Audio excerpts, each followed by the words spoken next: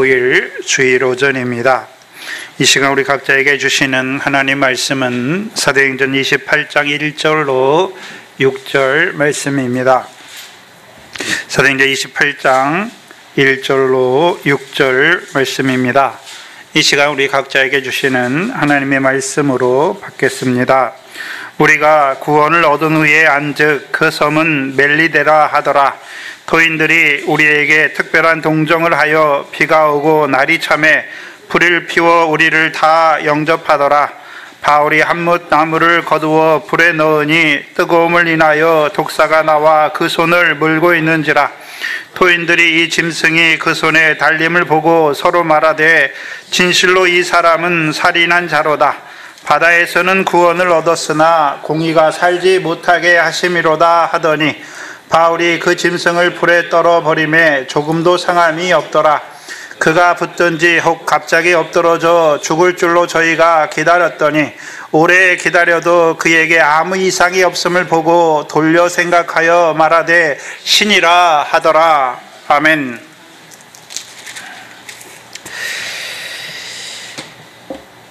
예루살렘에서 주의 일을 증거한 그 바울을 하나님께서 로마로도 보내십니다.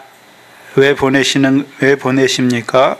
로마에서도 주의 일을 증거하기 위해 하나님께서 복음의 증인 바울을 로마로 보내십니다. 근데 하나님께서 로마로 보내시는 그 여정 가운데 순풍을 만나게 하시는 것이 아니라 유라굴로 광풍을 일으키십니다. 그 유라굴로 광풍을 통해 바다에서 행하시는 하나님의 행사와 기사를 오늘 우리에게 보여주시는 것이죠. 바울 때 그렇게 일어났다가 아니라 오늘 우리에게 보여주고 있습니다. 왜요? 바다 가운데서 우리에게 하나님께서 사랑나무 어부를 통해서 그 바다 가운데 우리에게 행하신 의로운 일을 다시 한번 잘 기억하게 하시려. 그래서 기억하지 못하면 하나님께서 바다 가운데 그 광풍을 통해서 우리에게 이루신 일을 잘 기억하지 못하면 잊어버리면 다시금 어떻게 됩니까? 돌아가게 돼 있어요. 다시금 어떤 자로 돌아갑니까? 그 알렉산드리아 배에 탔던 그 사람들처럼 자기 신을 섬기고, 그렇죠? 돈을 사랑하고, 그렇죠? 헛된 것을 의지하고 사랑하는 자로 살아가게 되기 때문에. 그러면 또다시 뭐가 일어납니까? 광풍이 일어나게 돼 있어요. 근데 문제는 두 번째 오는 광풍은 첫 번째 있는 광풍보다 훨씬 크다는 것입니다. 저와 여러분이 이미 바다 가운데 행하신 그 사랑나무 어부를 통해 하나님께서 바다 가운데 행하신 일을 통해서 우리를 바다 가운데 죽은 자로 살아가던 우리를 허물과 죄로 죽은 자로 살아가는 우리를 살리셨지 않습니까? 근데 자꾸 우리가 잊어버려요. 하나님이 우리에게 행하신 그 의로운 일을 잊어버린단 말이죠. 잊어버리니까 또 어떻게 삽니까? 예전에 허물과 죄로 죽었던 그 자리로 다시금 돌아가서 헛된 것을 의지하고 헛된 것을 사랑하는 자로 살아간단 말이죠. 그러면 또 일어나요.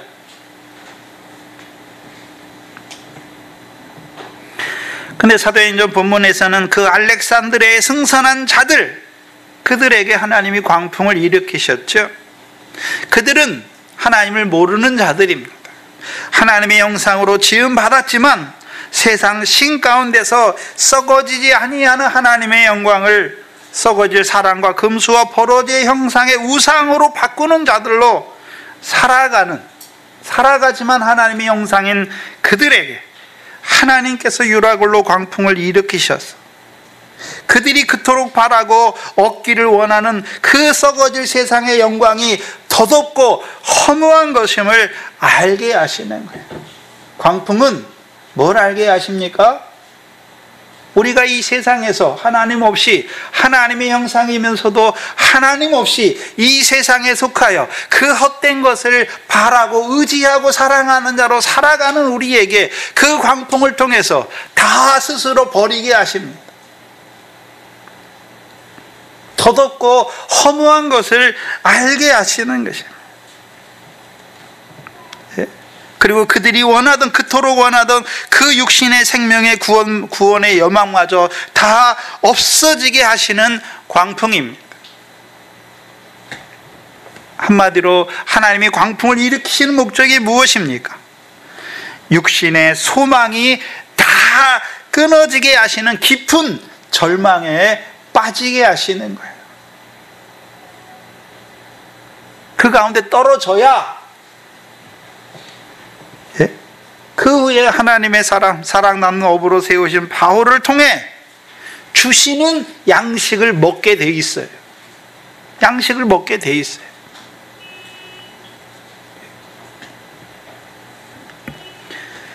여러분 남편이, 여러분의 믿지 않는 자녀가 세상에서 잘 나갑니까? 네? 육신이 건강합니까? 그것 때문에 예수를 믿지 못합니까? 그렇다면 뭐라고 기도해야 될까요? 하나님, 저거 헛된 거, 저거 덧없음을, 저게 허무한 것임을 하나님 알게 하여 주시옵소서. 그러려면 스스로 버릴 수가 없어요. 왜요? 세상에서 난 사람은 세상께 전부인 줄 알기 때문에 그것을 더 많이 가지려고 해요. 그걸 스스로 버릴 수가 없단 말이죠. 근데 하나님이 어떻게 하십니까? 광풍을 일으키셔서 버리게 하세요. 버리게. 그럼 뭘 기도해야 됩니까? 하나님 광풍을 일으켜 주시옵소서. 문제는 그 안 믿는 남편 때문에 광풍이 일어날 때, 애굽의 그 재앙이 일어날 때 바울도, 그 사람 난 어부 바울도 함께 그 광풍으로 인하여 고생하는 거예요.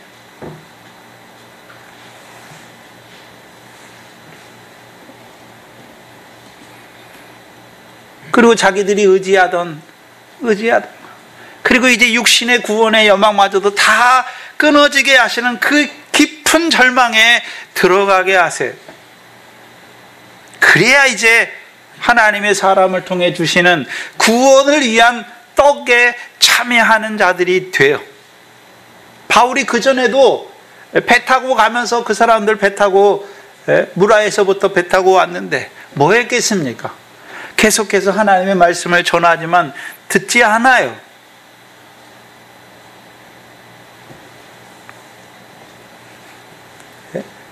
구원의 여망마저 다 끊어진 후에 이제 바울을 통해서 주시는 그 구원을 위한 양식을 먹게 하시는 것이죠.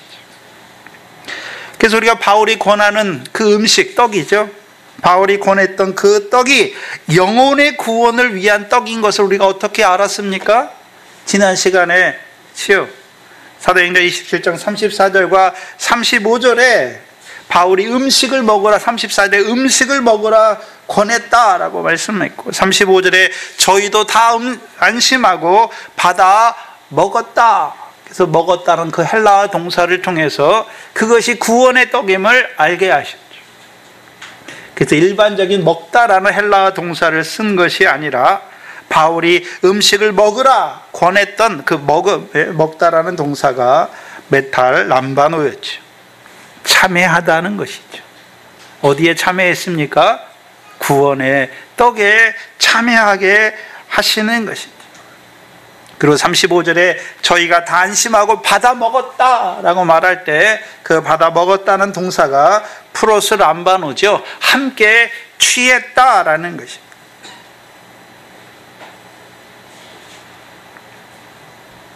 그럼 하나님께서 유라굴라 광풍을 일으키시는 이유가 목적이 무엇입니까? 네?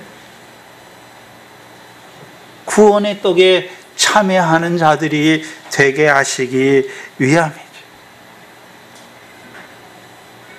그 떡의 내용이 무엇이었습니까? 갈라디아서 1장 4절이었죠. 그리스도께서 하나님 곧 우리 아버지의 뜻을 따라 이 악한 세대에서 우리를 건지시려고 우리를 위하여, 우리 죄를 위하여 자기 몸을 들이셨다.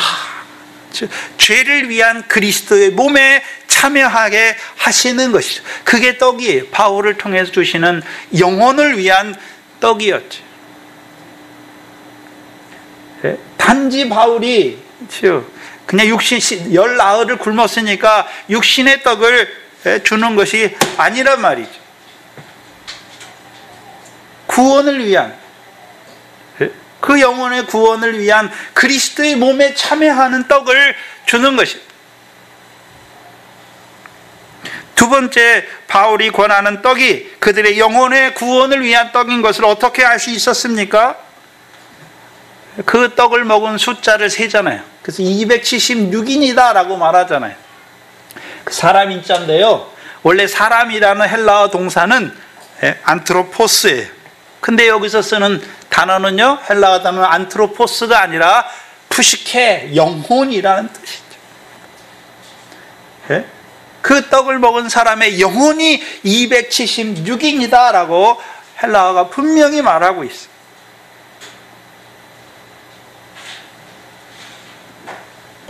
그 떡을 먹은 자들의 영혼이 살아난 것을 보여주시는 것입니다.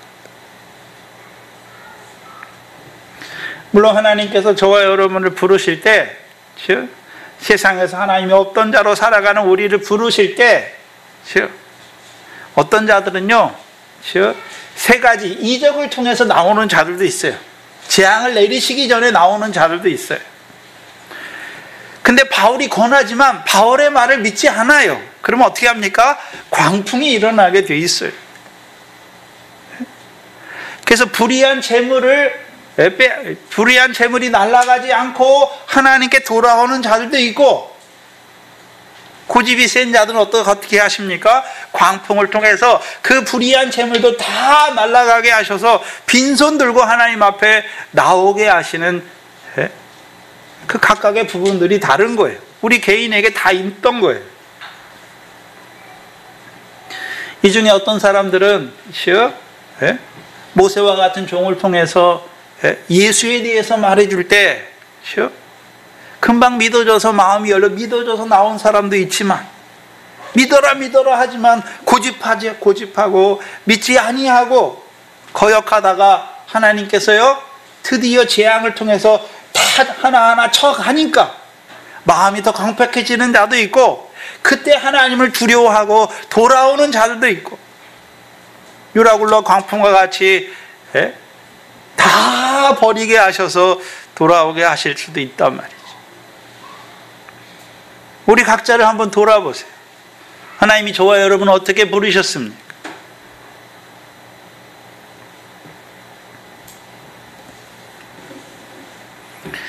유라굴로 광풍을 통해서 그들이 지금까지 바라고 사랑하고 의지하던 그것이 더덥고 허무한 것임을 알게 하시고, 이제는 바울을 통해서 주시는 그 영혼의 구원을 위한 그 떡에 참여하게 하시는 거예요. 그게 하나님께서 유라굴로 광풍을 통해서 바다 가운데서 행하시는 놀라운 일이죠.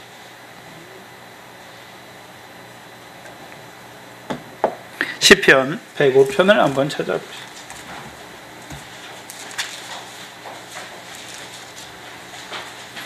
시편 105편 16절입니다. 하나님이 하시는 일인데요, 시편 105편 16절에 하나님이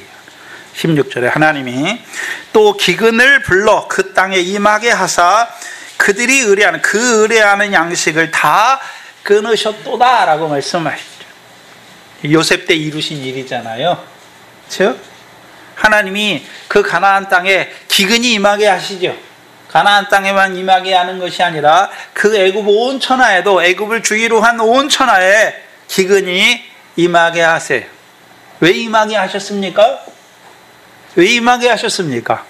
그들이 의뢰하는 양식을 다 끊으시는 거지. 끊으세요. 왜 끊으십니까? 왜 끊으시나요? 요셉을 통해 주시는 양식으로 먹는 자들로 세우시기 위해서.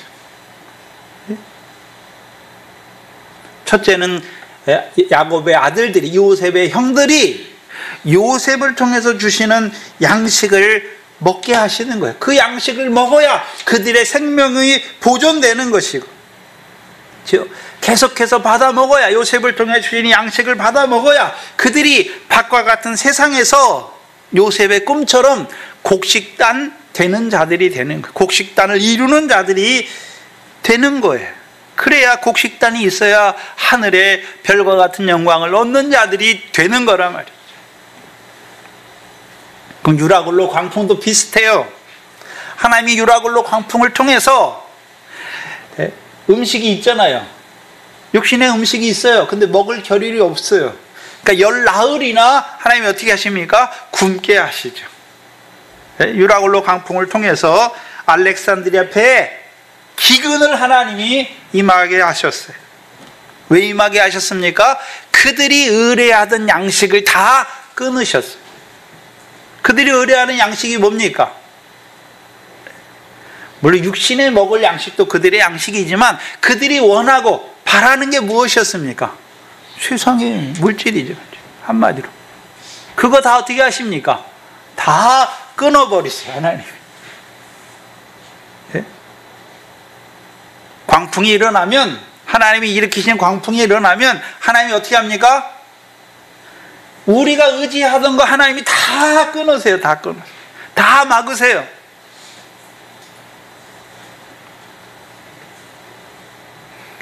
그 양식이 다 끊어져야 이제 줄인 자에게 먹을 것을 주는 자로 세우신 그 사람 먹는 어부인 바울을 통해 하나님께서 주시는 그 영혼의 구원을 위한 그리스도의 떡에, 그리스도의 몸에 참여하는 자들이 될 수 있는 거예요. 여러분, 세상 욕심이 가득한 사람에게 아무리 예수 믿으라 말해보세요. 들어가지도 않아요. 예? 예수보다 자기 주목을 믿는 사람에게, 자기가 하나님 된 자에게 아무리 복음을 전거해봐야 잘 안 들어가요. 어떤 사람이 예수 잘 믿습니까? 세상에서 환난과 공고 가운데 세상에 의지할 것이 없는 그들에게. 그래서 고린도전서 1장에 너희 중에 문벌 좋은 자가 몇이나 있느냐. 하나님이 가난한 자를 부르세요. 네? 없는 자들을 부르시는 거, 멸시받는 자들을 부르세요.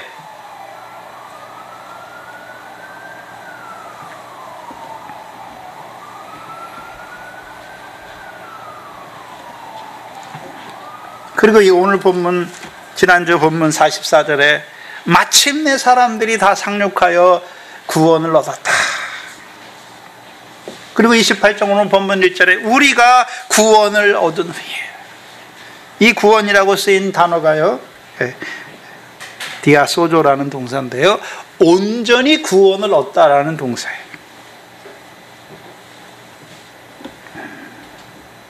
그럼 그들이 단지 바다에서 육신의 구원만 얻었습니까? 바다의 권세 아래 허물과 죄로 죽은 자로 살았던 그들의 영혼이 구원을 얻은 것이죠. 구원을 얻은 거예요. 그래서 바울이 주는 떡은 구원을 위한 양식이잖아요. 그 구원을 하나님께서 주시는, 그래서 하나님께 축사하는 거잖아요. 하나님께 감사하는 거죠. 왜요? 하나님이 주시는 구원의 떡이니까. 그 구원의 떡을 먹은 자들이 이제 먼저 구원을 받는 것이고, 그 육신도 구원을 받게 되는 것입니다. 그래서 저와 여러분이 예전에, 그렇죠? 큰 풍랑을 인해서, 광풍을 인해서 다 날아갔어요. 근데 하나님이 먼저는 영혼을 구원을 이루시고, 그렇죠? 그 다음에 어떻게 하십니까? 하나하나 다 채워주세요. 하나님이 채워주세요.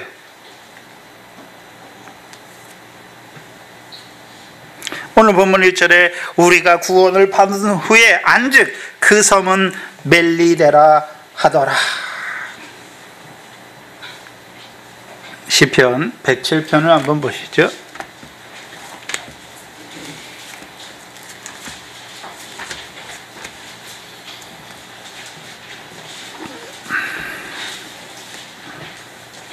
계속해서 우리가 보고 있는 본문이죠. 23절 이하에 보시면 삼척을 바다에 띄우며 큰 물에서 영업하는 사람은 어부를 말하죠.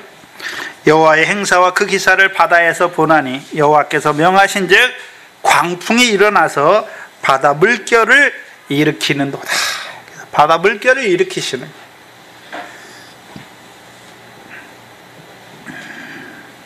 28절에 이에 저희가 그 근심 중에 여호와께 부르짖음에 그 고통에서 인도하여 내시고 광풍을 평정히 하사 물결로 잠잠케 하시는도다. 저희가 평온함을 인하여 기뻐하는 중에 여호와께서 저희를 소원의 항구로 인도하시는도다. 먼저 어떻게 하십니까? 평온케 하세요. 그리고 기뻐하게 하시고 여호와께서 저희를 소원의 항구로 인도하시는 것이죠. 그래서 그 유라굴로 광풍을 통해서 그 알렉산드리아 배에 탄 276인은 그들이 뭘 먹습니까? 구원을 위한 떡에 참여하는 자들이 되잖아요. 유라굴로 광풍을 인해서 물결은 계속되지만 그들이 그 떡을 먹을 때 어떻게 먹었습니까? 안심하고 다 함께 그 떡을 취하였죠. 그 취하는 자들이 이제 그 떡을 인하여 영혼의 구원이 이루어진 것을 보고 기뻐하는 중에 소원의 항구로 인도함을 받는 것이죠. 오늘 본문에서는 그 소원의 항구가 어디로 나옵니까? 멜리데예요. 그 소원의 항구가 멜리데예요. 근데 이 멜리데라는 이름은 페니키아 사람들이 붙여준 섬의 이름입니다. 이 페니키아는 셈족 계통의 언어를 사용하는 사람들이에요. 그 셈족 언어 중에 하나가 히브리어예요. 히브리어. 그래서 근원이 좀 같아요. 그래서 우리말하고 중국말하고 어떻습니까? 우리말이 중국말을 음으로 옮긴 거잖아요. 그러니까 중국말하고 다 거의 뜻이 통하잖아요. 그래서 옛날에 한자를 잘 아시는, 우리말을 쓰지만 중국말을 쓰지 않지만 한자를 잘 아시는 분은 그 한자로만 써도 중국 사람은 어떻게 합니까? 소통이 돼요. 대부분. 그 페니키아 언어가 셈족 언어인데 히브리어도 셈족 언어 그 계통에서 나온 언어예요. 그래서 이 히브리어를 사용하는, 고대 히브리어를 알고 있는 이 바울은 그 멜리데 섬의 이름의 뜻을 잘 알고 있습니다. 그 멜리데의 이름의 뜻이 뭐냐 하면 페니키아 언어로 피난처라는 뜻이에요. 피난처라는 뜻이에요.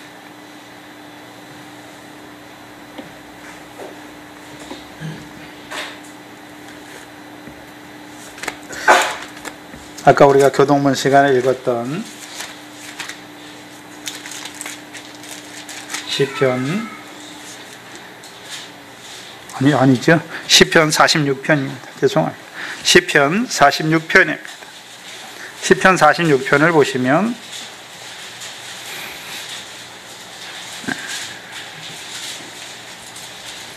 (1절로) (3절을) 보시면 시편 46편 1절로 3절입니다. 하나님 우리의 피난처시여 힘이시여 환난 중에 만날 큰 도움이시라. 그러므로 땅이 변하든지 산이 흔들려 바다 가운데 빠지든지 바닷물이 흉용하고 뛰놀든지 그것이 넘침으로 산이 요동할지라도 우리는 두려워 아니하리로다. 누가 두려워하지 않는 자들입니까? 땅이 변하고 바다 물결이 일어나서 흉흉하고 뛰놀아도 그것이 넘치고 산이 요동할지라도 누가 두려워하지 않습니까? 하나님을 피난처로 삼은 자들은 두려워하지 않는다는 말이죠. 그렇다면 광풍을 인해서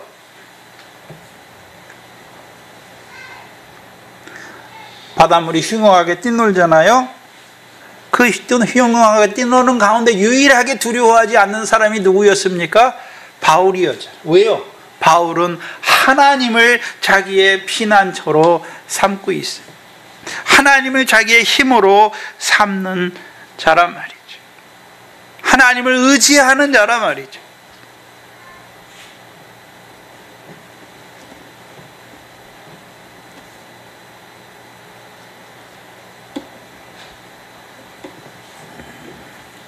근데 우리 하나님의 시편 46편에서 어떤 하나님을 말씀하십니까? 11절이죠. 11절. 만군의 여호와께서 우리와 함께 하시니 야곱의 하나님은 우리의 피난처시로다. 그래서 하나님을 자기의 피난처로 삼는데 어떤 하나님을 피난처로 삼습니까? 만군의 여호와 하나님을 자기들의 피난처로 삼는 자지요. 야곱의 하나님을 자기의 피난처로 삼는 자들은 산이 요동할지라도 광풍이 일어나서 물결이 흉흉할지라도 두려워 아니하는 것이죠. 그렇다면 만군의 여호와를 피난처로 삼은 구약의 대표적인 믿음의 사람이 누구입니까? 다윗이잖아요. 다윗의 인생에 얼마나 많은 풍지풍파가 일어났습니까? 얼마나 많은 대적이 일어났습니까? 얼마나 큰 환난이 있습니까? 근데 그 환난 가운데 망하지 않아요. 왜요? 하나님께 피하기 때문에. 하나님께 피한다는 것은 하나님의 뜻을 찾기 때문에.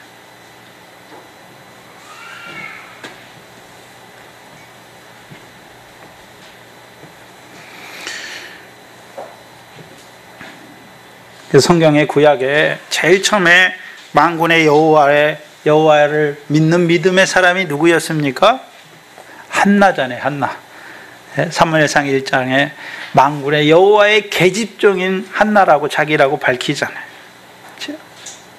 그럼 그 한나에게 하나님께서, 그렇죠? 한나가 기도할 때 하나님께 기도 내용 중에 뭐가 있습니까? 사무엘상 2장 10절에 왕에 대한 예언이 있는 거예요. 왕에 대한 예언이 있는 거예요. 만군의 여호와를 믿는 그 믿음의 사람 다윗을 하나님이 왕으로 세우시잖아요. 그 야곱의 하나님의 피난처를, 야곱의 하나님을 피난처로 삼는 자예요. 그럼 신약에서는 그게 어떻게 연결됩니까? 우리가 잘 아는 로마서 11장 25절로 27절 말씀이죠. 로마서 11장 25절로 27절 말씀이에요.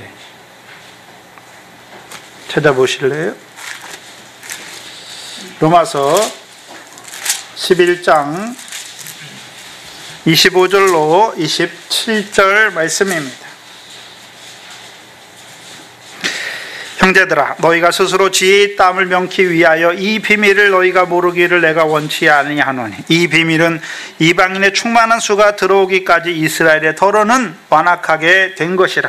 그리하여 온 이스라엘이 구원을 얻으리라. 기록된 바 구원자가 시온에 오사 야곱에게서 경건치 않은 것을 돌이키시겠고, 내가 하나님이 저희 죄를 없이 하실 때, 야곱의 죄를 없이 하실 때에 저희에게 이루어질 내 언약이 이것이라 함과 같으니라. 뭘 말씀하십니까? 하나님은 오늘도 온 이스라엘의 구원을 이루어 가세요. 하나님이. 그렇죠? 근데 먼저 청함을 받은 육적 이스라엘 중에는 더러 완악한 자들이 돼 있잖아요. 완악한 자들도 돼 있고, 유대인 중에서나 이방인 중에서나 하나님의 긍휼을 받는 자들은 이제 그 이방인의 충만한 수에 참여하는 자들이 되는 것이죠. 어떻게요? 시온에 오실 구원자로 말미암아. 시온에 오실 구원자죠. 그러면 구약에 시온에 세우신 모퉁이 돌이잖아요. 신약에 누가 시온에 세운 모퉁이 돌이십니까? 다윗의 자손으로 오신 그리스도 예수죠. 왜 돌이라고 말씀하십니까? 네? 왜 돌이라고 말씀하십니까? 예수님을 왜 돌이라고 말씀하십니까? 고린도후서 1장 20절이에요. 조상들에게 하신 언약을 이루어 주시는 도리예요. 네? 아브라함에게 약속하셨잖아요. 언약하셨잖아요. 그리고 모세에게 율법을 언약하셨죠. 그렇죠? 그 율법을 통해서 뭘 보여주십니까? 오실 하나님의 아들을 증거해 주시죠. 하나님의 아들이 왜 오십니까? 아브라함에게 하신 약속을 이루시기 위해서 오시는 것이죠. 네?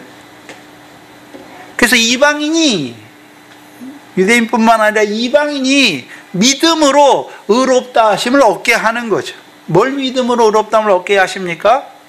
하나님의 아들이 그들을 위하여 죽으심이 믿어지게 하셔서 죄사함과 의롭다함을 얻게 하시는 것이죠.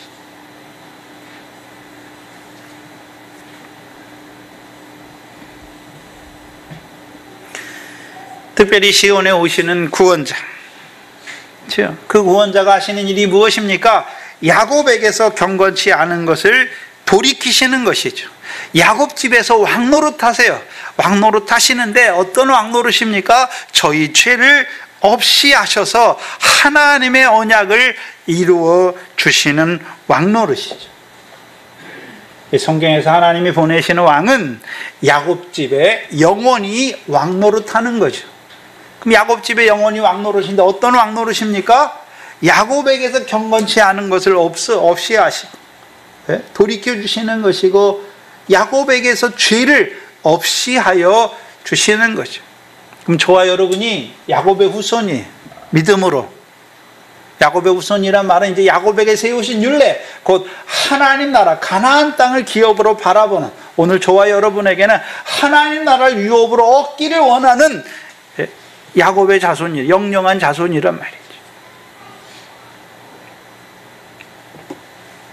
그러면 하나님 나라를 유업으로 얻기를 원하지만 여전히 우리가 어떤 자로 살아갑니까? 마음으로 하나님의 법을 원하지만 육신으로는 죄의 법을 섬기잖아요. 그래서 사망의 공고한 몸 가운데서 망할 수밖에 없어요. 근데 하나님은 어떻게 하십니까? 죄와 사망의 법에서 우리를 해방시켜 주시는 것이죠. 어떻게 해요? 이제 죄가 더한 것에 은혜가 넘치게 하셔서. 그게 그리스도 예수 안에 있는 생명의 성령의 법이죠.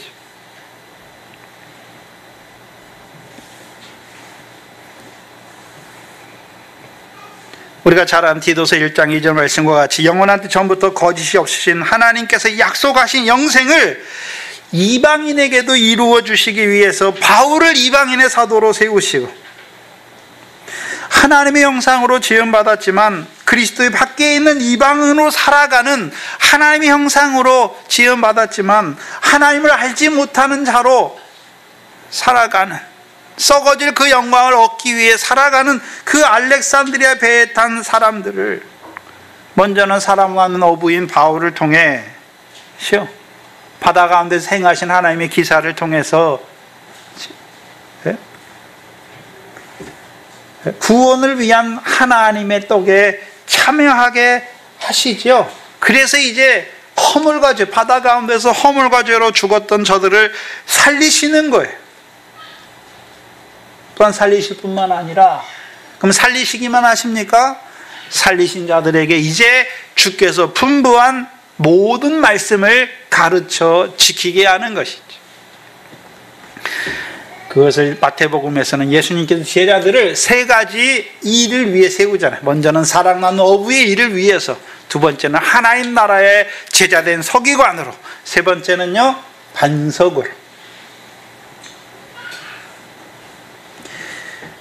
그 사랑하는 어부는 이제 허물과 죄로 죽은 자들을 복음을 증거해서, 그리스도의 십자가와 부활을 증거해서 허물과 죄로 죽은 그들을 살리시는 거예요.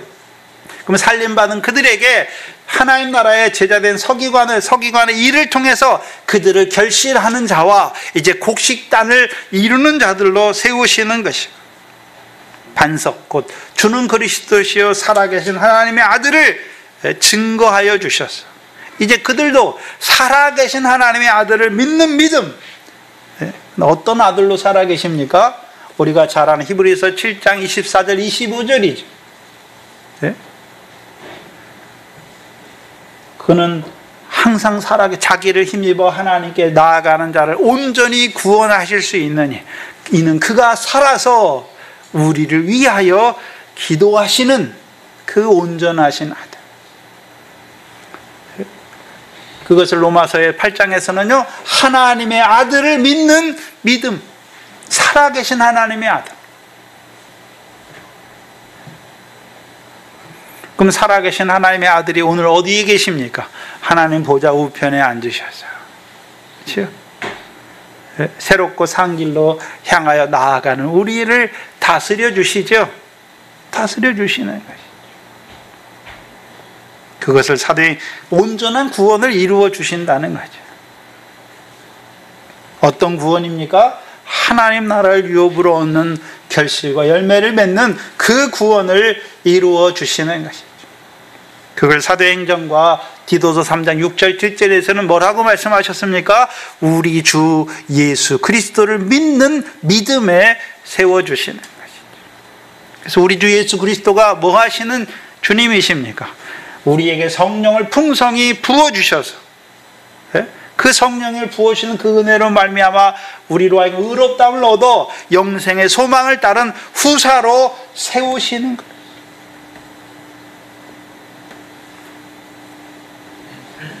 그럼 바울은 어떤 자입니까? 만군의 여호와를 피난처로 삼은 자죠.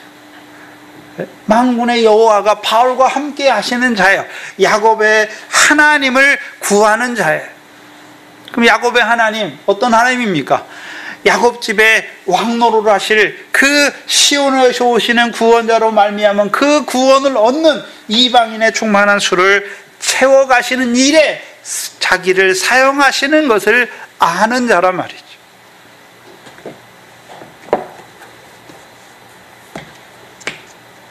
근데 이 알렉산드리아 배에서 광풍을 만난 자들은 하나님의 형상으로 지음 받았지만 하나님을 알지 못하는 것이죠. 그래서 바다의 권세 아래 죽은 자로 살아가는 자들이란 말이죠. 그러면 하나님이 그들을 바울의 손에 붙인다라고 말할 때 뭐 바울을 천국의 제대는 서기관으로 세우시는 것이 아니라 반석의 일을 하는 자로 세우시는 것이 아니라 나를 이 사람들을 위한 사람은 업으로 세우셨구나. 그걸 아는 거예요. 그래서 그 일을 하는 거예요. 그들에게 이제 하나님께서 주시는 구원의 떡에 참여하게 하셔서 그래서 그들을 소원의 항구로 인도하는 것이죠. 소원의 항구가 소원의 항구가 어디 있습니까? 네? 하나님이 우리의 소망이세요. 영혼의 피난처요 구원자이신 하나님께 인도하는 것입니다.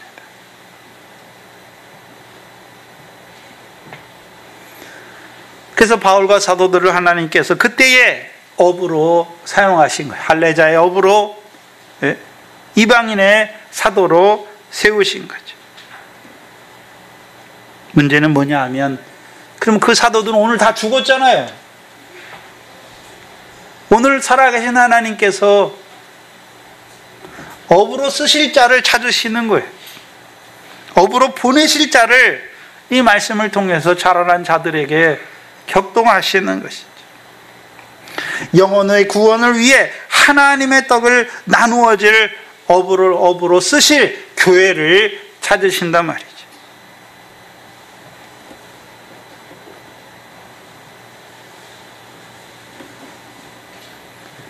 그래서 그들이 구원을 얻어 올라온 곳이 어디입니까? 그게 멜리데 섬이에요. 근데 멜리데의 뜻이 뭡니까? 피난처예요. 그래서 우리가 지난 시간 이사야 42장에 광풍을 통해 영혼의 구원자여 피난처인 하나님께로 인도함을 받는 자들이 그 섬들이 여호와께 찬송하는 것이죠. 무슨 섬이 어떻게 하나님을 찬송한단 말입니까? 바다 가운데서 구원받아서 그 소원의 항구로 인도받는 그들이 바다 가운데서 하나님께서 자기들에게 하신 인자와 기이한 일을 인하여 하나님을 찬송하는 거예요. 그게 시편 107편 23절로 그 마지막 부분 오늘 묵도 시간에 읽어드렸던 그 부분이에요.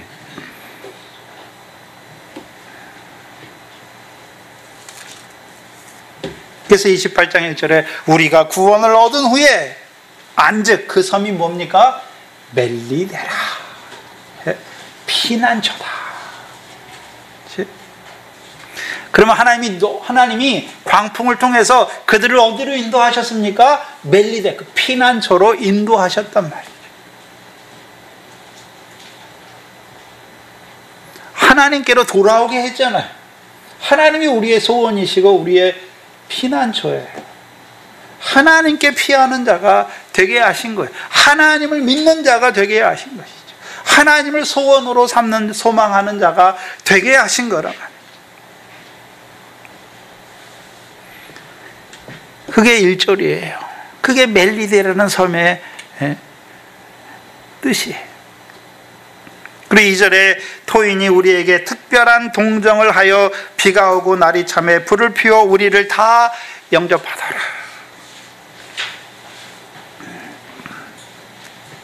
그래서 토인이라고 말하는 말은 야만인을 말해요. 고린도전서 14장에 말하는 야만이지, 야만. 근데 여기 멜리데 사람들은 여기서 우리말에 야만인이다, 토인이라고 쓸 때는 진짜 우리가 그 오지에 가면 막 그 옛날 문명이나 문화가 발달이 안 돼서 막 야만인처럼 그렇게 사는 사람들을 말하는 개념이 아니에요. 이때 멜리데는 이미 로마의 속주예요.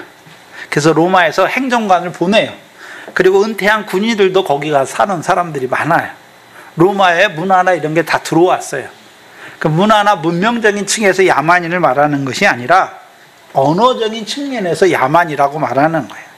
그래서 고린도서 14장 11절에 방언에 대해서 말하면서 그러므로 내가 그 방언하는 소리를 뜻을 알지 못하면 내가 말하는 자에게 야만이고 말하는 사람이 내게 야만인이 된다라고 말하는 거잖아요.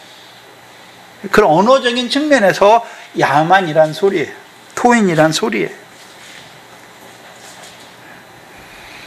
근데 그들이 특별히 우리를 동정했잖아요. 그렇죠? 우리를 동정해요.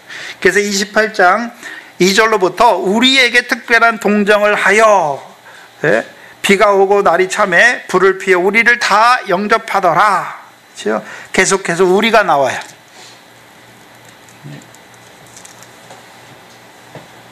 7절에 보시면 이 섬의 제일 높은 사람 포블리오라 하는 이가 그 근처에 토지가 있는지라 그가 우리를 영접하여. 그리고 10절에 후한예로 우리를 대접하고 떠날 때 우리 쓸 것을 배에 올리더라.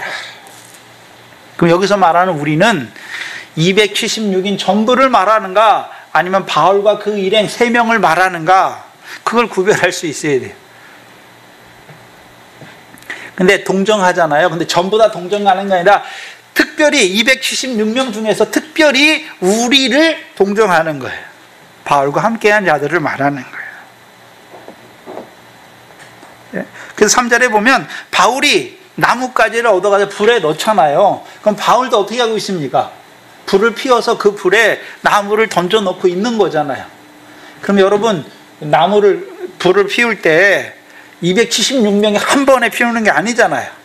자기들끼리 이렇게 모여서 뭐 합니까? 불을 피우는 법. 그 중에서 여러 명들이 이렇게 나눠줘서 불을 피고 있는데 그 토인들이 볼 때는 어떻습니까? 바울과 함께하는 자들을 특별히 동정하는 거예요. 불쌍히 여겼다는 거예요. 특별히. 왜 특별히 불쌍히 여겼습니까? 이때가 초겨울이에요. 비가 오고 근데 겨울비가 오는 거예요. 게다가 몸은 흠뻑 젖었죠. 바다에서 다 물에 수영하고 나오든지 거기 나왔으니까 물에 다 젖었잖아요. 게다가 또 뭐가 옵니까? 하늘에서 가을비가 넣는 거예요. 겨울비가 내리고 있는 거예요. 근데 왜 특별히 바울 일행을 불쌍히 여깁니까? 바울이 이때 이 당시 나이로 노년이에요. 사람들이 볼 때 50세 중반인데요. 이때가 50세 중반이에요. 그럼 지금 우리가 사는 현대사회에서는 노년이다 말하면 우리나라 노년 65세를 치잖아요. 근데 여러분 100년 전만 해도 우리나라 평균 수명이 40세가 안 돼요. 장티푸스 병들이 많아가지고 평균 연령이 그렇게 안 돼요, 잘. 그럼 이때는 1세기예요, 1세기. 그러니까 평균 연령이 40대 초반, 중반? 그것도 안 될 거예요. 근데 바울은 어떻습니까? 50대 지금 중반을 넘어가는 거예요. 사람들이 볼 때도 어떻습니까? 노년이에요. 또는 바울은 지병이 있어요. 또한 사단의 가시도 있어요. 그 노년이 14일 동안 굶었어요. 게다가 어떻습니까? 그걸 통해서 계속 이리저리 바울도 다 어떻게 했습니까? 그 유라굴로 광풍을 다 견뎠어요. 네? 물론 그의 믿음이 강하지만 그의 육신은 어떻게 했습니까? 그 사람들이 볼 때, 특별히 그 사람들이 볼 때, 그 토인들이, 그 멜리데 사람들이 볼 때, 그 여러 사람들 중에 특별히 불쌍히 여기는 거예요. 그리고 3절에 바울이 한번 나뭇가지를 거두어 불에 넣으니 뜨거움을 인하여 독사가 나와 그 손을 물고 있는지라. 그 멜리데 사람들이 이 짐승이 그 손에 달림을 보고 서로 말하되 진실로 이 사람은 살인한 자도라. 바다에서 구원을 얻었으나 공의가 살지 못하게 하심이로다. 이 공의라고 쓰인 단어는 우리말에서는 그냥 공의라고 번역을 했는데 디케라는 신이에요. 그리스 여신이에요. 디케라는 신인데 이 디케라는 신의 특징은 뭐냐면 공명정대한 신이에요. 정의의 신이에요. 그래서 사람이 행한 대로 벌을 주는 신이란 말이죠. 그래서 이 사람들 누굴 섬기고 있습니까? 디케를 섬기는 거예요. 이 공의라고 쓰인 단어가 헬라어는 디케라는 단어예요. 여신의 이름을 말해요. 근데 디케라고 쓸 때는 공의의 여신. 그래서 사람이 행한 대로 하나님이 어떻게 사람이 행한 대로 갚으신다는 거예요. 이 사람은 살인을 했기 때문에 바다에서는 구원받았지만 그 공의의 여신 디케가 독사를 통해서 어떻게 한 것입니까? 물어서 죽인다. 살인한 자라고 생각하는 거예요. 그럼 이 멜리데 사람들이 왜 이렇게 생각했습니까? 우리가 로마서 2장에 보면 이방인들 있잖아요. 하나님을 안 믿는 이방인들도 마음으로 율법의 행위를 하잖아요. 마음으로 율법의 행위를 하죠. 율법에서 1계명부터 10계명까지 있는데 1계명부터 4계명까지는 첫 번째 돌파, 하나님과 관계된 거예요. 그렇죠? 그럼 하나님의 백성만 주신 거예요. 하나님이 누군 줄 알고 하나님을 섬겨야 되는 거예요. 그리고 그들에게 두 번째 돌파는 어떻습니까? 부모를 공경하고 살인하지 말고 간음하지 말고 도적질하지 말고 거짓 증거하지 말고 쭉 나오죠. 그거는 사람에 대한 거잖아요.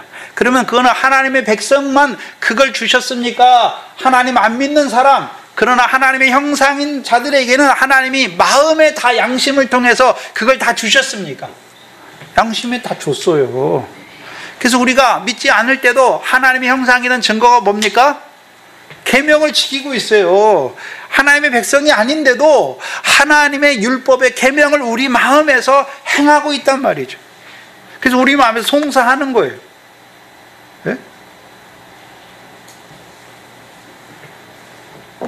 그래서 마음에 새긴 율법의 행위를 나타내고 있잖아요. 그럼 이 사람들도 어떻게 살까요?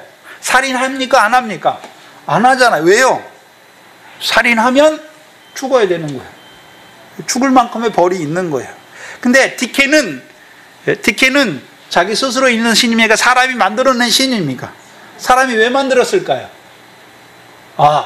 자기들의 양심에 뭐가 있습니까? 율법의 행위를 새겨놓은 게 있어요. 그러니까 살인한 자는 어떻게 한단 말입니까? 죽여야 된다는 걸 알고 있어요. 그래서 동서고금의 역사 이래로 동서고금의 법전을 다 보시면, 나온 법전을 보시면 죄를 짓고 악을 행하는 사람을 칭찬하거나 상을 주는 법은 하나도 없어요. 인류 최초의 법이 함무라비 법전부터 쭉 나오는데 그 모든 법들이 어떻습니까? 하나님을 알지 못하지만 양심의 빛에 따라서 그 법을 다 만드는 거예요. 그게 하나님의 형상이라는 증거예요. 하나님은 몰라요. 그런데 어떻습니까? 그 본성으로 율법의 행위를 지키는 그것을 법으로 만들었어요. 왜 법으로 만들었을까요?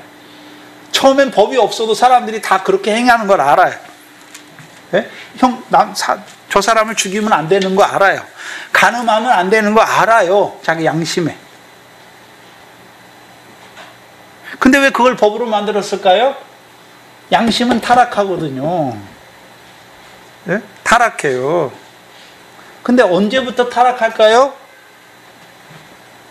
사람이 먹고 사는 것에, 그렇죠? 모든 사람이 다 먹고 사는 것이 그 생존의 본능을 위해서 살아가는 사람들은 욕심이 없어요. 그러나 농사가 발전되고 남보다 더 잘 살 수 있는 그런 욕망이 나오고부터, 그렇죠? 그 욕심이 생기고부터, 그 욕심 언제부터 생깁니까? 정착하고 나서부터 생기는 거예요. 그러면 내가 저 사람보다 더 잘 살아야겠다. 그 전에는 다 공동사회예요. 사냥해서 같이 먹고 같이 키우고 그러잖아요. 근데 점점 문명과 문화가 발전하면서 어떻게 됩니까? 나누게 되는 거예요. 우리 식구, 우리 사회, 우리 시족. 그러니까 우리 시족이 저 시족보다 더 잘 살아야 되는 거잖아요. 그럼 어떻게 됩니까? 가서 죽이고 뺏어야 되는 거죠. 그래서 거기서부터 법이 생기는 거예요. 왜? 양심이 타락하기 때문에.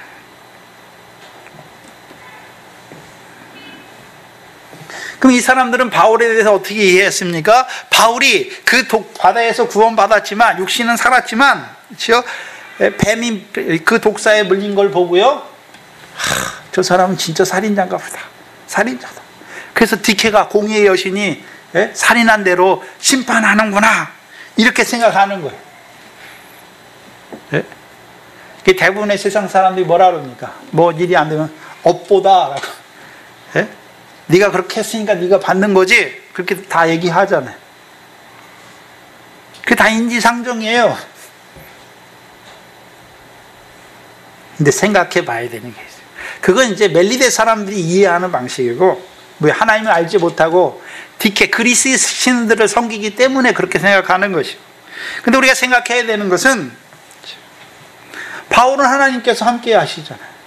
사람 낳는 업으로 쓰시고 그를 로마로도 보내셔야 되는데, 왜 하나님께서는 지켜주지 아니하시고 죽을 수도 있는 그 독사에 물리게 하시는가 하는 것입니다. 왜 물리게 하십니까? 이상해요.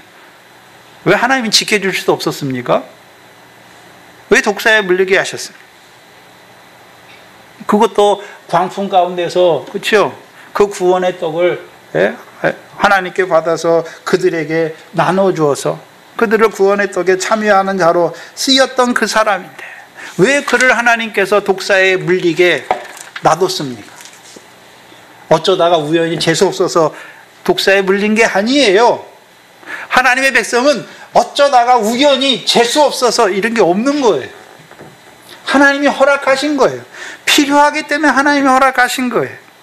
왜 허락하셨습니까? 그게 오늘 본문 6절이에요. 본문 6절이에요. 그가 붙든지 혹 갑자기 엎드러져 죽을 줄로 저희가 기다렸더니, 그걸 기다리잖아요. 왜? 그 사람들은 그런 인식체계를 갖고 있어요. 자기들이 섬기는 신, 사람들이 만든 신이에요. 그 신의 인식체계 안에서 그렇게 생각하고 살았던 사람이에요. 근데 바울에게, 하나님의 믿는 바울에게는 그 사람들이 인식하는 체계를 뛰어넘잖아요. 근데 오래 기다려도 안 죽는 거예요. 아무 이상이 없음을 보고 다시 돌려 생각하는 거예요. 뭐라고 생각합니까? 이 사람은 신이다.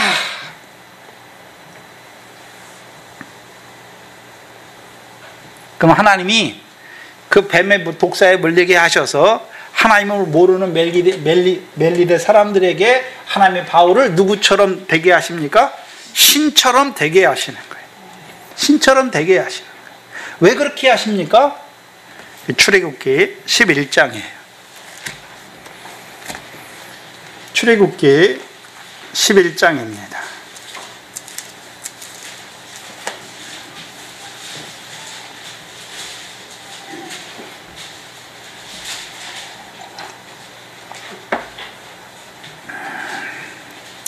(1절에) 여호와께서 모세에게 이르시되 내가 이제 한 가지 재앙을 바로와 애굽에 내린 후에, 이제 마지막 장자의 재앙이죠. 그럼 그 전까지 모세의 말대로 다 이루어졌잖아요. 이스라엘 백성과 애굽 사람들에게, 애굽 땅에 사는 사람들에게 하나님이 모세의 말대로 다 그렇게 이루어지게 했죠. 그걸 하신 이유가 뭡니까?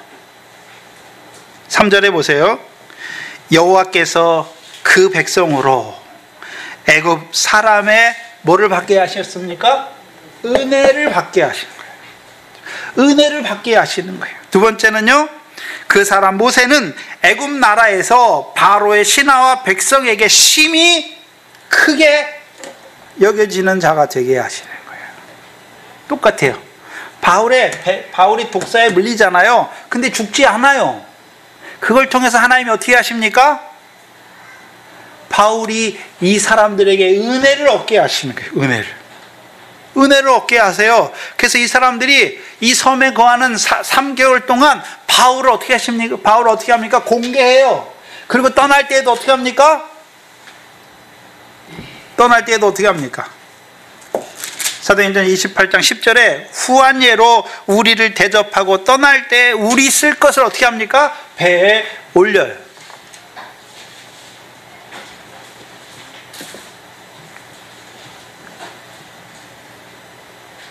두 가지. 그 사람들에게 은혜를 얻게 하시는 것이고, 그 사람들 앞에서 하나님이 바울을 높이시는 거예요. 바울을 큰 자가 되게 하시는 거예요. 그럼 그렇게 하는 이유가 무엇입니까? 그럼 바울이, 그 사람들이 바울 보고 당신은 신이다라고 말할 때 맞아, 내가 신이야 그랬습니까? 아니에요. 사도행전 14장을 보시면 그런 일이 있었죠. 14장 8절 이하에 루스드라에서 안진뱅이 된 자를 바울이 일으켜요. 바울과 바나바가 일으키죠. 8절에 루스드라에 발을 쓰지 못하는 한 사람이 있어 앉았는데 나면서 안진뱅이 되어 걸어본 적이 없더라. 바울의 말하는 것을 듣건을 바울이 주목하여 구원 얻을 만한 믿음이 그에게 있는 것을 보고 큰 소리로 가로되 내 발로 일어서라 하니 그 사람이 뛰어 걷는지라. 무리가 바울의 행한 일을 보고 루가오니아 방언으로 소리질러 가로되 신들이 사람의 형상으로 우리 가운데 내려오셨다. 그리고 그들에게 제사 드리려고 하잖아요. 근데 14절에 두 사도 바나바와 바울이 듣고 옷을 찢고 무리 가운데 뛰어 들어가 소리질러 가로되 여러분이 어찌하여 이런 일을 하느냐? 우리도 너희와 같은 성정을 가진 사람이라. 너희에게 복음을 전하는 것은 이 헛된 일을 버리고 천지와 바다와 그 가운데 만유를 지으신 살아계신 하나님께 돌아오라 합니다 라고 말하죠. 그러면 하나님이 바울을 그 사람들 앞에, 그리스 신화를 우상을 섬기는 그 사람들 앞에 바울을 신과 같이 높이신 이유가 무엇입니까? 바울을 통해서요, 우상을 섬기는 그 헛된 것을 버리고 천지와 만물을 지으시고 만유를 지으시고 오늘도 그 가운데 살아계시는 하나님께 돌아오게 하려.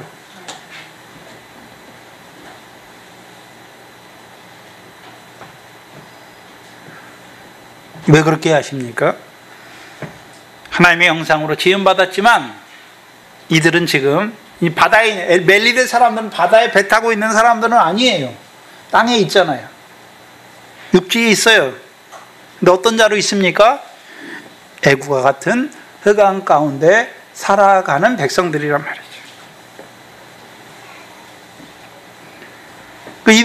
이들이 사로잡혔던 삶은 그리스 신화 아래서 살고 있잖아요. 우상이 가득한 채로 그렇게 살고 있는 거예요. 그들의 삶과 인식과 생각이 다 어떻습니까? 우상을 섬기는 그 헛된 미련하고 우둔한 그 가운데 살아가고 있단 말이죠. 그래서 바울을 통해 하나님이 우상을 섬기는 삶이 헛된 것임을 깨닫게 하실 뿐만 아니라 그들에게 심히 크게 보이는 바울을 통해 헛된 일을 버리고 천지와 바다를 지으시고 오늘도 살아계신 하나님께 돌아오게 하게 하셨어요.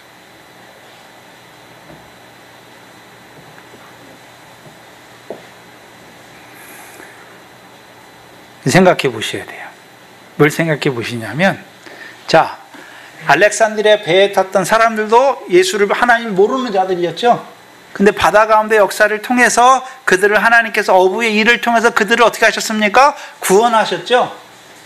그럼 바울을 통해서 독사의 사건을 통해서 바울을 높이시고 오늘 오후 시간에 바울이 표적을 행해요. 표적을 행해서 그 표적을 보고 병이 낫는 자마다 다 어떻게 하십니까? 그들도 예수 그리스도가 믿어지게 하세요. 그건 무슨 일입니까? 멜리데 사람들은 바다에 있는 자가 아니에요. 땅에 있어요. 근데 하나님을 알지 못하는 자로 살아가요. 그들을 뭐라고 말씀합니까? 성경은 흑암과 사망의 그들의 앉은 자로 살아가죠. 그럼 바울은 그들에게 등불이에요. 뭘 비추는요? 사망과 흑암과 사망의 그들의 앉은 자들에게 큰 빛을 비추는 등불이에요. 그래서 그들을 빛의 자녀로 세우시는 일을 하는 거죠. 근데 본질은 같아요. 본질은 같잖아요. 근데 초점이 달라요. 사랑나는 어부의 역사의 초점은 뭐냐 하면 그들이 어디 가운데 죽은 자로 살고 있습니까? 바다 가운데 죽은 자로 살던 우리를 살리셨다는 거예요. 하나님께서. 사랑나는 어부를 통해서, 광풍을 통해서. 그러면 그것을 보여주신 이유가 뭡니까?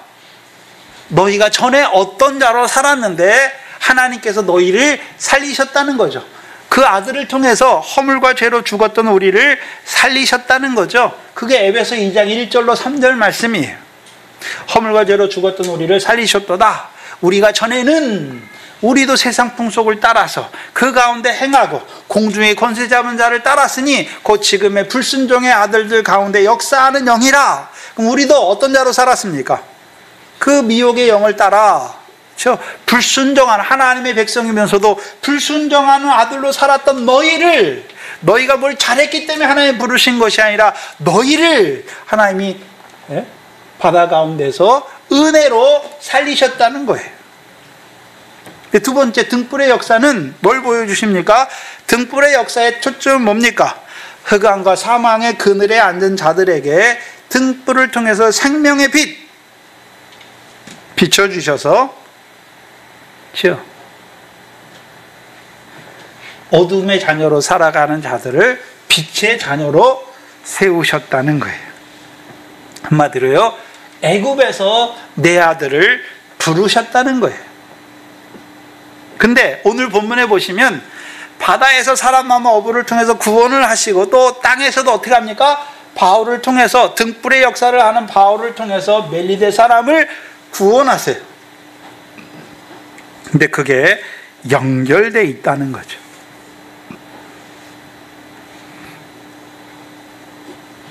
뭘 보여주십니까? 똑같은 거예요. 근데 왜 두 개를 말씀하십니까? 우리가 바다의 권세 아래서 허물과 죄로 죽은 자로 살아가는 우리, 그렇죠? 죽은 자로 살아갈 때도 우리가 누구 아들이었습니까? 하나님의 아들이었다는 거예요. 하나님의 아들이었다는 거예요. 그래서 우리가 흑암과 같은 애굽에서 허물과 죄로 죽었던 우리들을 살리신 거예요. 뭐를 통해서요? 떡에, 하나님께서 주시는 구원의 떡에 참여하게 하셔서 우리를 살리셨다는 거예요. 살리셨는데 어떤 자녀로 살리셨습니까? 빛의 자녀로 살리셨다는 거예요. 그럼 빛의 자녀가 되었으면 이제 어떤 자로 살아가는 말입니까? 빛의 자녀로, 빛의 일을 하는 자로 살아가라는 것이죠.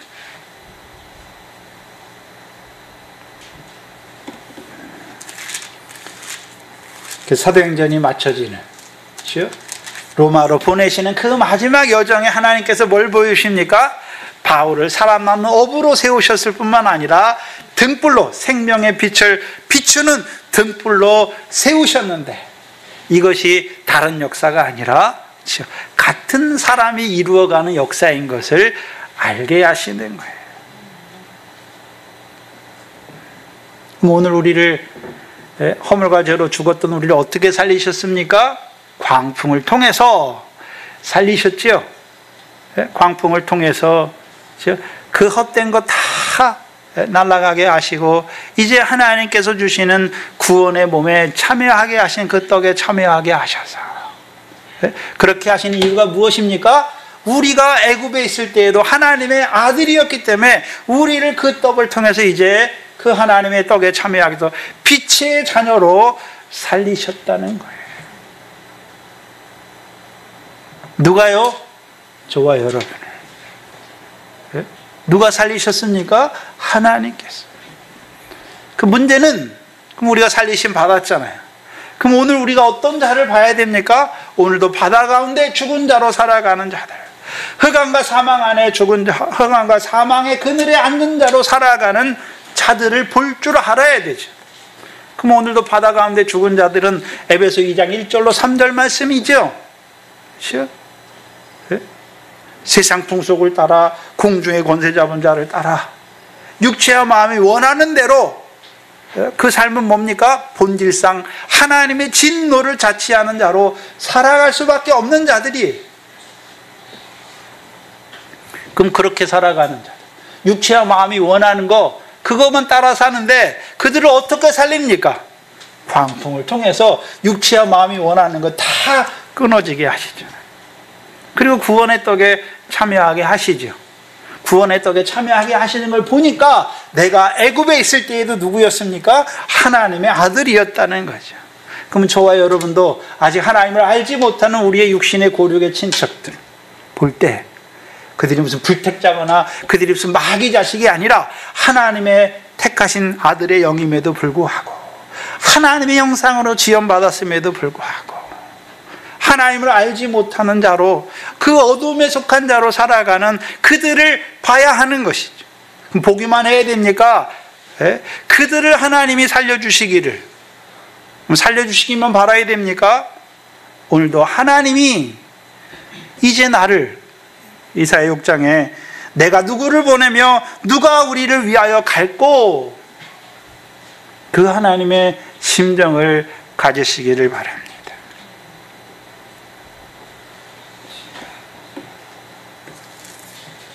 그게 영혼을 사모하는 심령이에요. 여러분 자녀가, 여러분의 남편이 육신으로 건강하고 좋은 직장 다니고 세상에서 안정적인 직장을 다니고 뭔데요 그게? 다 헛된 거예요. 다 덧없는 거예요.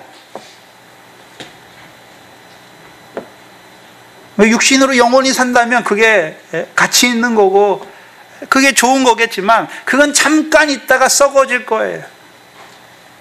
근데 거기에 마음을 두고 그게 신인 줄 알고 그걸 쫓아가는 하나님의 형상으로 지음받았으면서 하나님을 알지 못하는 그 불순종의 아들로 살아가는 자들을 보면서 왜 우리 마음에 떨림이 없습니까? 왜 우리 마음에 바울과 같은 큰 근심과 고통이 없습니까?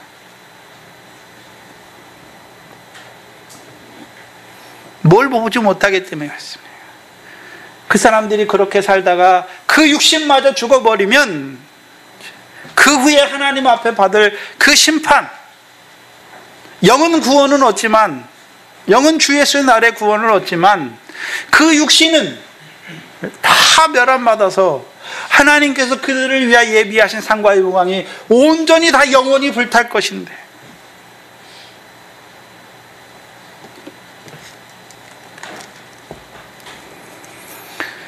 그들의 영혼의 구원을 위해서 사모하시고 간절히 기도하시는 저와 여러분 되기를 주의 이름으로 축원합니다. 기도하겠습니다. 오늘도 살아계셔서 바다 가운데 죽은 자를 살리시기를 원하십니다. 흑암과 사망에 앉은 자들에게 빛을 비추시기를 원하시는 아버지 하나님, 내가 누구를 보내며 누가 우리를 위하여 갈고 하시는 그 하나님의 음성을 듣게 하시니 우리 마음에 하나님이 영혼을 사모하는 그 마음을 우리에게도 주셔서 그 아비의 심정으로 그 일을 이루어 나가기에 앞장서는 이 교회가 되게 하여 주시옵소서. 우리에게 붙여진 자들 가운데 오늘도 바다 가운데 죽은 자로 흑암과 사망의 그늘의 땅에 앉은 자로 살아가는 자들을 불쌍히 여기는 그들의 영혼의 구원을 위하여 큰 근심과 쉬지 않는 그 고통 가운데 하나님께 바라는 우리의 기도가 하나님 들어주셔서 응답하게 하여 주셔서 저들도 우리와 같이 상 주시는 그 하나님을 바라보며 잠깐 육신으로 사는 날 동안에 헛된 영광이 아니라 그 하늘의 상과 영광을 위하여 달려가는 자들이 될 수 있도록 아버지 하나님 불쌍히 여겨 주시옵소서. 이곳에 주의 몸된 교회를 세우시고 바다 가운데 행하신 의로운 일을 인하여 부르셨고 오늘도 하나님께서 천국의 제자된 서기관으로 반석으로 세우신 종을 통하여 우리로 그 하나님 나라를 유업으로 얻게 하신 교회로 세워가시는 아버지 하나님, 이 교회에 속한 자들이 하나님께서 약속하신 그 영생에 참여하는 하나님의 백성들 다 되어질 수 있도록 우리의 믿음을 자라게 하여 주시옵소서. 이제 빨리 달려가게 하여 주셔서 암사슴과 노루와 같이 그 산을 빨리 뛰는 저희들 되게 하여 주시옵소서. 이제 이 교회가 그 이방인의 충만한 소를 채워가는 그 일에 생육하고 번성하는 교회가 되게 하여 주시옵소서. 하나님 앞에 나올 때 하나님께서 그 나라를 구하는 자들로 세워주시고 구하는 우리에게 이루는 자들에게 육신에 필요한 것들을 허락하여 주신 그 하나님의 은혜를 깨닫고 오늘도 하나님이 주신 것으로 하나님께 돌려드리는 11조 감사 주일은금 선교한가 하늘의 보화로 쌓여지는 자들 되게 하시고 저희 손을 하나님께서 영광의 부요함으로 채워주셔서 선한 일에 열심하는 친백성으로 살아가는 한날 한날이 되게 하여 주시옵소서. 이 땅의 교회들을 아버지 하나님 불쌍히 여겨주시고 그 하나님 나라를 이루어가는 교회들이 되게 하여 주시옵소서. 감사하며 예수님의 이름으로 기도하옵나이다. 아멘. 찬송가 475장 1절만 드립니다.